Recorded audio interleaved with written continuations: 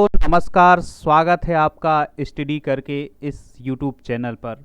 मैं प्रभाकर सिंह 2500 से अधिक प्रश्नों की जनरल साइंस की सीरीज में आपका स्वागत करता हूं। आज का हमारा जो टॉपिक है वह है कोशिका। कोशिका से संबंधित हमने पहले भी वीडियो बनाए हैं, उनको आपको हमारी प्लेलिस्ट में जा कर के देखना है। वो भी बहुत महत्वपूर्ण प्रश्न हैं उसमें, और वो प्रश्न हमारी सभी प्रतियोगी परीक्षाओं के लिए बहुत ही महत्वपूर्ण है, जैसे यूपीएससी, एमपीपीएससी, एसएससी, आरआरबी, जितनी भी वनडे एग्ज़ाम है उन सब के लिए बहुत महत्वपूर्ण होगा यह वीडियो लेक्चर। तो इस वीडियो में हम कोशिका से संबंधित महत्वपूर्ण प्रश्नों को डिस्कस करेंगे। अगर आपको इस वीडियो का पीडीएफ चाहिए तो हमारे टेलीग्राम चैनल को ज्वाइन कीजिए, जिसका लिंक आपको डिस्क्रिप्शन बॉक्स में मिलेगा। उसे आप प्रैक्टिस सेट की तरह लगाइए, उसमें प्रश्न होंगे और उसके आंसर आपको वीडियो में आकर देखने हैं। तो चलिए स्टार्ट करते हैं आज का पहला प्रश्न। आज का पहला प्रश्न है, पादपों का शरीर सूक्ष्म कोशिकाओं का बना होता है, यह वैज्ञानिक मत किसने प्रस्तुत किया? Robert Brown, Schleiden, Virchow, Fleming.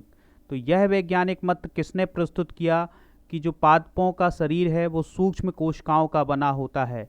तो आपको इसका उत्तर कमेंट बॉक्स में देना है कि यह मत किसने प्रस्तुत किया कि पादपों का शरीर सूक्ष्म कोशिकाओं का बना होता है। पहला option Robert Brown, Schleiden, Virchow या फ्लेमिंग। इन चार ऑप्शन में से बताइए कि किसने यह मत प्रस्तुत किया कि पादपों का शरीर सूक्ष्म कोशिकाओं का बना होता है। रॉबर्ट ब्राउन, स्लाइडेन, विर्चो या फ्लेमिंग। तो इस प्रश्न का जो सही उत्तर होगा वह होगा स्लाइडेन। स्लाइडेन ने यह मत प्रस्तुत किया कि जो पादपों का शरीर है, अर्थात पौधों का जो शरीर है वह सूक्ष्म कोशिकाओं से बना होता है। स्लाइडेन एक वनस्पति शास्त्री थे, यह भी आपको ध्यान रखना है। अगला प्रश्न आपकी स्क्रीन पर, नई कोशिकाओं का निर्माण पहले से मौजूद कोशिकाओं से होता है, यह मत प्रस्तुत किया। यह बात किसने बताई कि जो नई कोशिकाएं हैं उसका निर्माण पूर्ववर्ती कोशिका से होता है या पहले से मौजूद कोशिका से होता है? यह मत किसने प्रस्तुत किया? रॉबर्ट ब्राउन, स्लाइडेन, विर्चो या फ्लेमिंग। तो इन चार ऑप्शन में से बताइएगा, कमेंट बॉक्स में इसका जवाब दीजिएगा। क्या होगा इसका सही आंसर? रॉबर्ट ब्राउन ने यह कहा कि जो पहले से मौजूद कोशिकाएं हैं, कि स्लाइडेन ने कहा, कि विर्चो ने कहा, कि फ्लेमिंग ने कहा। यह बात किसने कही कि जो नई कोशिकाएं हैं उसका निर्माण पूर्ववर्ती कोशिका से होता है? जल्दी से इसका सही आंसर बताएं, क्या होगा इसका सही उत्तर? रॉबर्ट ब्राउन ने कहा, कि स्लाइडेन ने कहा, कि विर्चो ने कहा, कि फ्लेमिंग ने कहा? वह कौन सा वैज्ञानिक था जिसने पूर्ववर्ती कोशिकाओं से नई कोशिकाओं के निर्माण के बारे में बात की?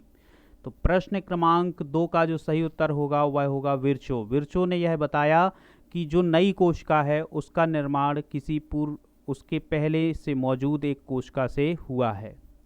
अगला प्रश्न आपकी स्क्रीन पर, लाइसोसोम की खोज किसने की थी? लाइसोसोम की खोज किसने की थी? आत्महत्या की थैली जिसे कहा जाता है, उसकी खोज करने वाला वैज्ञानिक कौन था? डी डुबे, स्लाइडेन, विर्चो या फ्लेमिंग। तो डी डुबे, स्लाइडेन, विर्चो या फ्लेमिंग, इनमें से कौन था लाइसोसोम की खोज करने वाला व्यक्ति? जल्दी से इसका उत्तर आप कमेंट बॉक्स में दीजिए। कौन व्यक्ति था जिसने लाइसोसोम की खोज की थी, जिसे हम आत्महत्या की थैली भी कहते हैं? तो प्रश्न क्रमांक 3 का जो सही उत्तर होगा वह क्या होगा? जल्दी से बताएं आप। लाइसोसोम की खोज किसने की थी? तो प्रश्न क्रमांक 3 का जो सही उत्तर होगा वह होगा डी डबे। डी डबे ने लाइसोसोम की खोज की थी। अगला प्रश्न क्रमांक 4 है, केंद्रक के भीतर संघनित भाग केंद्रिका की खोज सन 1774 ईस्वी में किसने की थी? जो केंद्रक है, केंद्रक के अंदर एक संघनित भाग होता है जिसे हम केंद्रिका कहते हैं। कोशिका के अंदर केंद्रक और केंद्रक के अंदर एक संघनित भाग, बहुत ही जालिका के रूप में एक भाग होता है, उसे हम केंद्रिका कहते हैं। तो यह बताना है कि केंद्रिका की खोज करने वाला वैज्ञानिक कौन था? रॉबर्ट ब्राउन, स्लाइडेन, विर्चो या फोंटाना। कौन था केंद्रिका की खोज करने वाला व्यक्ति? रॉबर्ट ब्राउन, किस्लाइडेन, विर्चो या फेलिक फोंटाना? कौन था केंद्रिका की खोज करने वाला वैज्ञानिक? तो प्रश्न क्रमांक 4 का सही उत्तर कमेंट बॉक्स में बताइए, कौन था केंद्रिका की खोज करने वाला व्यक्ति? तो इसका जो सही उत्तर होगा वह होगा फेलिक फोंटाना। फेलिक फोंटाना ने केंद्रक की खोज की थी। अगला प्रश्न, प्रश्न क्रमांक 5 के लिए आपको लाइक का बटन दबाना होगा और दोस्तों के साथ शेयर जरूर करना है। माइकोप्लाज्मा जीवाणु में पाई जाने वाली सूक्ष्म कोशिका का आकार होता है। जो माइकोप्लाज्मा जीवाणु की जो कोशिका होती है वह सबसे सूक्ष्म कोशिका होती है। यह ध्यान रखना है आपको कि जो माइकोप्लाज्मा जीवाणु की जो कोशिका होती है वो सबसे सूक्ष्म कोशिका होती है। अब हमें यह बताना है कि उस सूक्ष्म कोशिका का आकार कितना होता है। 0.1 माइक्रोन, 0.10 माइक्रोन या 0.11 माइक्रोन या 0.2 माइक्रोन? बताइएगा इसका सही उत्तर। कितनी माप होती है माइकोप्लाज्मा के जीवाणु की कोशिका की? 0.1 माइक्रोन या 0.10 माइक्रोन या 0.11 माइक्रोन या 0.2 माइक्रोन? तो प्रश्न क्रमांक 5 का सही उत्तर आप जल्दी से कमेंट बॉक्स में बताइए क्या होगा। तो प्रश्न क्रमांक 5 का जो सही उत्तर होगा वह होगा 0.1 माइक्रोन। 0.1 माइक्रोन होता है माइकोप्लाज्मा जीवाणु की जो सूक्ष्म कोशिका होती है उसका आकार कितना होता है? 0.1 माइक्रोन। अगला प्रश्न आपकी स्क्रीन पर, शुतुरमुर्ग के अंडे की कोशिका सबसे बड़ी होती है जिसका आमाप होता है।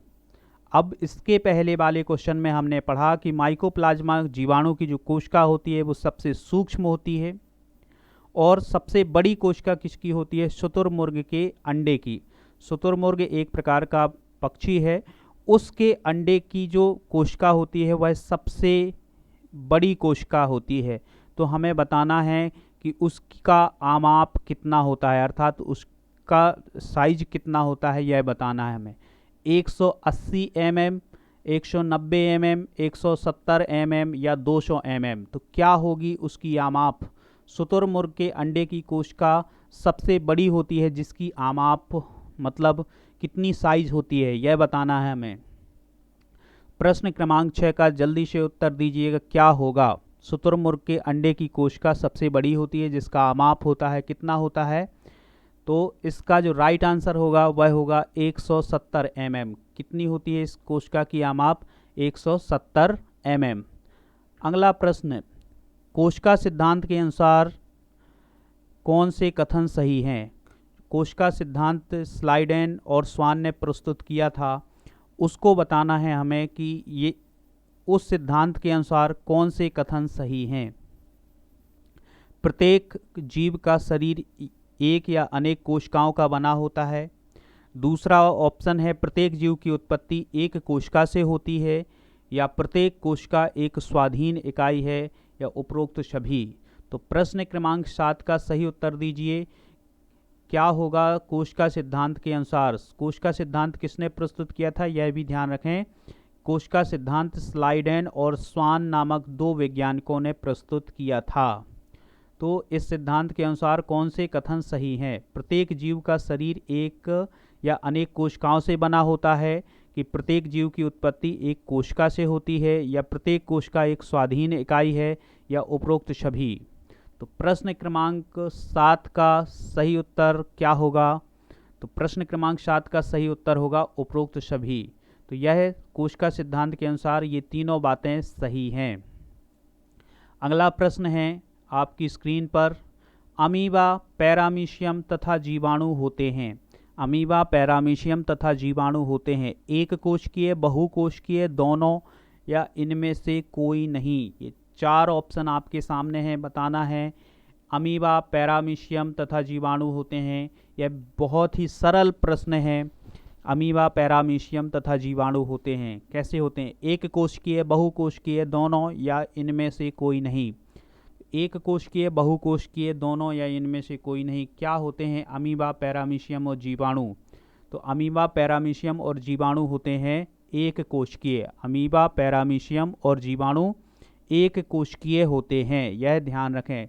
एक कोशिकीय जीव क्या होते हैं कि वे जीव जिनमें एक ही कोशिका पाई जाती है एक कोशिकीय जीव कहलाते हैं, और वे जीव जिनमें एक से अधिक कोशिकाएं पाई जाती हैं बहुकोशिकीय जीव कहलाते हैं। जैसे मनुष्य बहुकोशिकीय जीवों की श्रेणी में आएगा, लेकिन अमीबा, पैरामीशियम और जीवाणु किस श्रेणी में आएंगे? एक कोशिकीय श्रेणी में। अगला प्रश्न आपकी स्क्रीन पर, केंद्रक झिल्ली की अनुपस्थिति के कारण केंद्रक में पाए जाने वाले पदार्थ जैसे डीएनए, आरएनए, डीएनए हो जाएगा आरएनए और प्रोटीन आदि कोशिका द्रव्य के संपर्क में रहते हैं, यह विशेषता है। हमें यह बताना है कि केंद्रक की जो झिल्ली है उसकी अनुपस्थिति के कारण केंद्रक के अंदर जो भाग पाए जाते हैं वह कोशिका द्रव्य से संपर्क में रहते हैं। यह किस कोशिका में होता है? प्रोकैरियोटिक कोशिका में कि यूकैरियोटिक कोशिका में कि दोनों में कि इनमें से कोई नहीं? क्या होगा इसका राइट आंसर? कि केंद्रक झिल्ली की अनुपस्थिति के कारण डीएनए, आरएनए और प्रोटीन कोशिका द्रव्य के संपर्क में रहते हैं। तो प्रश्न क्रमांक 9 का सही उत्तर कमेंट में दीजिएगा, क्या होगा इसका सही उत्तर? प्रश्न क्रमांक 9 का सही उत्तर होगा प्रोकैरियोटिक कोशिका। इसका राइट आंसर होगा प्रोकैरियोटिक कोशिका। अगला प्रश्न, इस प्रश्न के लिए आपको लाइक का बटन जरूर दबाना है और अपने दोस्तों के साथ शेयर जरूर करना है, और हाँ, चैनल को सब्सक्राइब करना बिल्कुल नहीं भूलना है। अगर आप पुराने हैं तो आप बेल आइकॉन दबा लें, और अगर आप नए हैं तो सब्सक्राइब का बटन दबाएं और बेल आइकॉन दबाना बिल्कुल ना भूलें। समसूत्री विभाजन नहीं होना किस कोशिका का गुण है? समसूत्री विभाजन नहीं होना यह किस कोशिका का गुण है, यह बताना है हमें। प्रोकैरियोटिक कोशिका का कि यूकैरियोटिक कोशिका का कि दोनों का या इनमें से किसी का नहीं? तो हमें बताना है कि समसूत्री विभाजन किस कोशिका का गुण होता है, प्रोकैरियोटिक कोशिका का कि यूकैरियोटिक कोशिका का या दोनों का या इनमें से कोई नहीं? तो जल्दी से उत्तर बताएं क्या होगा, कमेंट बॉक्स में बताएं क्या होगा इसका उत्तर। प्रोकैरियोटिक कोशिका का जो विभाजन है वो नहीं होता है, किस कोशिका में नहीं होता है? प्रोकैरियोटिक, यूकैरियोटिक, दोनों या इनमें से कोई नहीं? तो इस प्रश्न का जो सही उत्तर होगा वह होगा प्रोकैरियोटिक कोशिका। प्रोकैरियोटिक कोशिका में समसूत्री विभाजन नहीं होता है। समसूत्री विभाजन का मतलब है कि जो एक कोशिका का केंद्रक होता है, केंद्रक में जो गुणसूत्र होते हैं उन गुणसूत्रों को दो बराबर भागों में बांटा जाता है, मतलब आधे आधे गुणसूत्र हो जाते हैं। जब कोशिका का विभाजन होता है तो आधे आधे गुणसूत्र जो है वो विभाजित हो जाते हैं। तो ऐसा विभाजन किस में नहीं होता है? तो प्रोकैरियोटिक कोशिका में। बराबर अगला प्रश्न है प्रश्न क्रमांक 11, राइबोसोम बना होता है। जो राइबोसोम है वह बना होता है, राइबोसोम जहाँ प्रोटीन का संश्लेषण होता है वह किससे बना होता है? प्रोटीन से बना होता है, आरएनए से बना होता है, दोनों आ और बा अर्थात प्रोटीन और आरएनए से बना होता है या डीएनए से बना होता है? तो हमें बताना है कि राइबोसोम किससे बना होता है, प्रोटीन, आरएनए या प्रोटीन और आरएनए या डीएनए से? तो किससे बना होता है राइबोसोम? प्रोटीन से या आरएनए से या आ और बा दोनों से या डीएनए से? तो प्रश्न क्रमांक 11 का जो सही उत्तर होगा वह होगा दोनों, आ और बा दोनों से। राइबोसोम प्रोटीन और आरएनए दोनों से बना होता है। अगला प्रश्न आपकी स्क्रीन पर, हरित लवक या क्लोरोप्लास्ट, हरित लवक को ही हम क्या कहते हैं? क्लोरोप्लास्ट में पाया जाने वाला तत्व है। हरित लवक या क्लोरोप्लास्ट में पाया जाने वाला तत्व कौन सा है? मैग्नीशियम, कैडमियम, सोडियम या मैग्नीज? तो वह कौन सा तत्व है जो क्लोरोप्लास्ट में पाया जाता है? मैग्नीशियम, कैडमियम, सोडियम या मैग्नीज? जल्दी से इसका उत्तर कमेंट बॉक्स में बताइएगा। सभी लोग इसका उत्तर बताइए कि हरित लवक में कौन सा तत्व पाया जाता है, क्लोरोप्लास्ट में कौन सा तत्व पाया जाता है? तो प्रश्न क्रमांक 12 का जो राइट आंसर होगा वह होगा मैग्नीशियम। हरित लवक में कौन सा तत्व पाया जाता है? मैग्नीशियम। प्रश्न क्रमांक 13, केंद्रक द्रव्य में महीन धागों की जाल जैसी संरचना होती है जिसे क्रोमैटिन जालिका कहते हैं, यह बनी होती है। हमें यह बताना है कि केंद्रक का जो द्रव्य होता है उसमें एक जाल जैसी संरचना होती है जिसे हम क्रोमैटिन कहते हैं, क्रोमैटिन जालिका कहते हैं। यह किससे बनी होती है? आरएनए से, डीएनए से, कार्बन से, या इनमें से कोई नहीं? तो हमें बताना होगा प्रश्न क्रमांक 13 का सही उत्तर किससे बनी होती है। प्रश्न क्रमांक 13, कोशिका केंद्रक के द्रव्य में महीन धागों की जाल जैसी संरचना होती है जिसे हम क्या कहते हैं, कौन सी जालिका कहते हैं? क्रोमैटिन जालिका। यह किससे बनी होती है? तो इसका जो राइट आंसर होगा वह होगा डीएनए। डीएनए से बनी होती है यह। अगला प्रश्न आपकी स्क्रीन पर, गुणसूत्र का सबसे बाहरी भाग क्या कहलाता है? गुणसूत्र जो होते हैं उसका सबसे बाहरी आवरण क्या कहलाएगा? मैट्रिक्स, पेलिकल, या क्रोमेटिड्स, या इनमें से के कोई नहीं? तो प्रश्न क्रमांक 14 का सही उत्तर कमेंट बॉक्स में बताइए, क्या होगा इसका राइट आंसर। गुणसूत्र का सबसे बाहरी आवरण क्या कहलाता है? मैट्रिक्स, पेलिकल, क्रोमेटिड्स, या इनमें से कोई नहीं? तो प्रश्न क्रमांक 14 का सही उत्तर जल्दी से कमेंट बॉक्स में बताइएगा क्या होगा। तो प्रश्न क्रमांक 14 का सही उत्तर होगा पेलिकल। जो गुणसूत्र होते हैं, गुणसूत्र का सबसे बाहरी आवरण जो होता है उसे हम क्या कहते हैं? पेलिकल कहते हैं। अगला प्रश्न, प्रश्न क्रमांक 15 है, यह स्पष्ट किसने किया कि नवीन कोशिकाओं का जन्म पहले से विद्यमान कोशिकाओं से होता है? यह किसने स्पष्ट किया कि जो नवीन कोशिकाएं हैं, जो नई कोशिकाएं हैं, उनका जन्म पहले से विद्यमान कोशिकाओं से होता है? अर्थात किसी कोशिका का निर्माण कोशिका से ही होता है। यह बात किसने स्पष्ट की? विर्चो, फ्लेमिंग, हुक, या ब्राउन? इनमें से कौन सा वैज्ञानिक था जिसने यह प्रस्तुत किया था कि नवीन जो कोशिकाएं हैं, जो नई कोशिकाएं हैं, उनका निर्माण पहले से विद्यमान कोशिकाओं से होता है? तो विर्चो, फ्लेमिंग, हुक, या ब्राउन?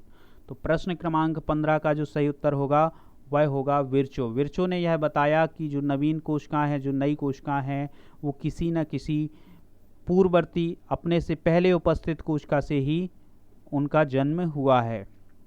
अगला प्रश्न है, समसूत्री विभाजन में केंद्रक के विभाजन के पश्चात कोशिका द्रव्य का विभाजन होता है, इस क्रिया को कहते हैं?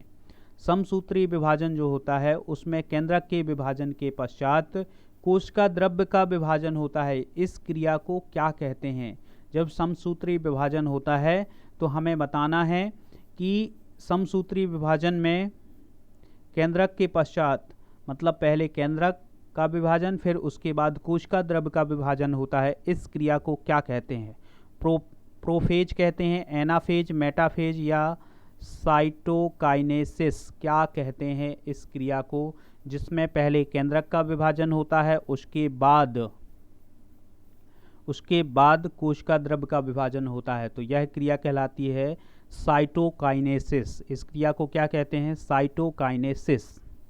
अगला प्रश्न आपकी स्क्रीन पर, सर्वप्रथम जंतु कोशिका में समसूत्री विभाजन का अध्ययन किया था, वह कौन सा व्यक्ति था, कौन सा वैज्ञानिक था जिसने जंतु कोशिका में सबसे पहले समसूत्री विभाजन का अध्ययन किया था?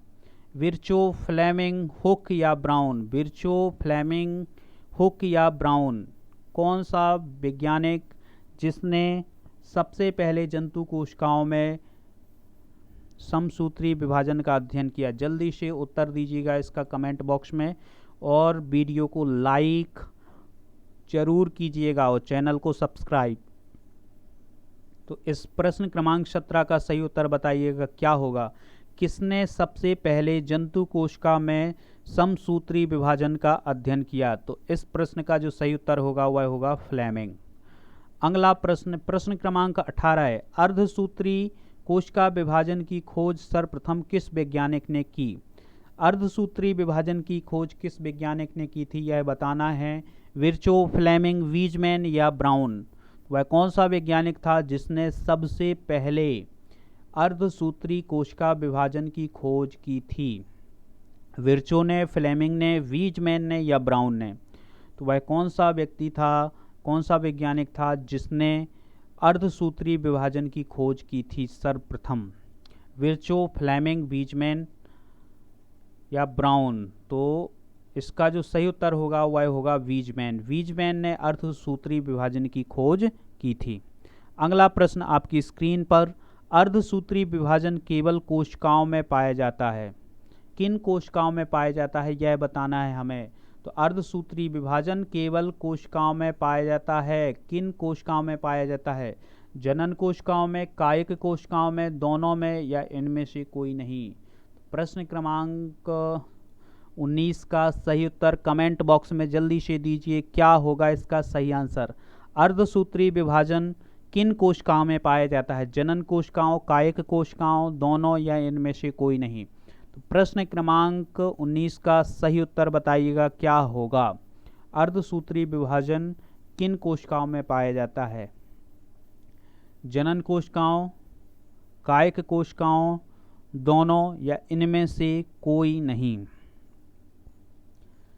तो प्रश्न क्रमांक 19 का जो सही उत्तर होगा वह होगा जनन कोश जो प्रश्न क्रमांक 19 का जो सही उत्तर होगा वह होगा जनन कोशिकाओं में। अर्धसूत्री विभाजन किन कोशिकाओं में पाया जाता है?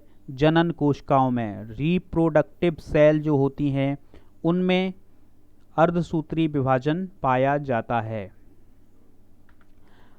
आज के इस वीडियो का लास्ट प्रश्न है, अर्धसूत्री विभाजन के पश्चात कितनी संतति कोशिकाओं का निर्माण होता है? हमें यह प्रश्न बताना है। बहुत ही इम्पोर्टेंट प्रश्न है यह। इस प्रश्न के लिए आपको लाइक करना होगा, चैनल को सब्सक्राइब तो जरूर करना होगा।